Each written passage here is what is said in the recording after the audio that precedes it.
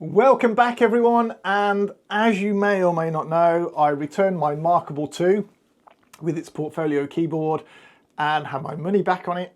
I then bought the Colour Pro, that's this one here, and I bought it with just the leather folio. I didn't buy a keyboard. So that's what I wanted to talk about this morning, because this Remarkable Pro is a beautiful piece of kit. The keyboard wasn't that much more expensive when you bought the leather portfolio. In reality, it wasn't. But I didn't buy it with the keyboard. And I thought it was worth explaining, because if you're thinking about this and thinking about the keyboard, you might be tempted as well. Now, admittedly that the old Remarkable 2 was slower and it was laggy, and I don't think you'd have that problem with this. My problem with it is it's not a laptop. When I type on a keyboard, my typing isn't perfect.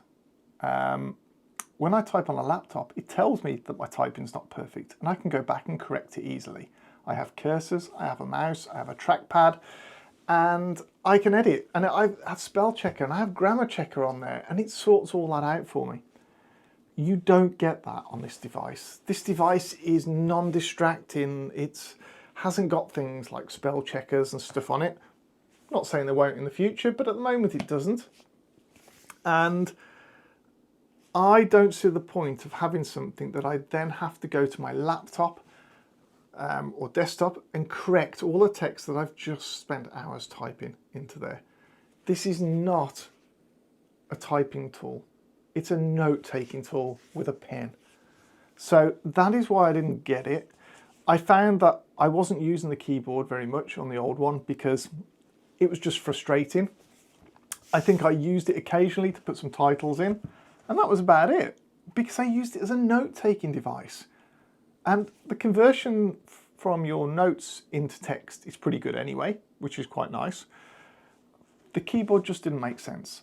And I thought you should know that now. So if you are debating, should you get that keyboard with your Folio, I actually don't think you should. Use a laptop, because you're going to get the most productivity out of that with the spell checker and grammar checkers that are available. You're not going to get that with this. It's just not going to happen. There are some people that can type brilliantly and love it to bits, looking at some of the reviews. I'm dubious about that because I can type pretty well and my spelling's not brilliant. So you've got to have good typing so you don't miss keys or anything else. You've got to have great spelling. Well, I haven't got that either. And grammar. Well, I certainly haven't got that. I'm in the creatives, for Christ's sake. I'm not in my English class. So there are a few people, I'm sure writers are going to love it for that, but then I'm sure they'd probably love a Mac Air or something like that. Probably more, I've got to be honest. So I hope that helps you. I appreciate it's probably not the answer you wanted. You probably wanted the answer to say, yes, go and spend that extra money, get that keyboard, because that's probably what I'd be looking for, but I don't think you should. Like and subscribe, really appreciate it. It'd be great to see you all around here again.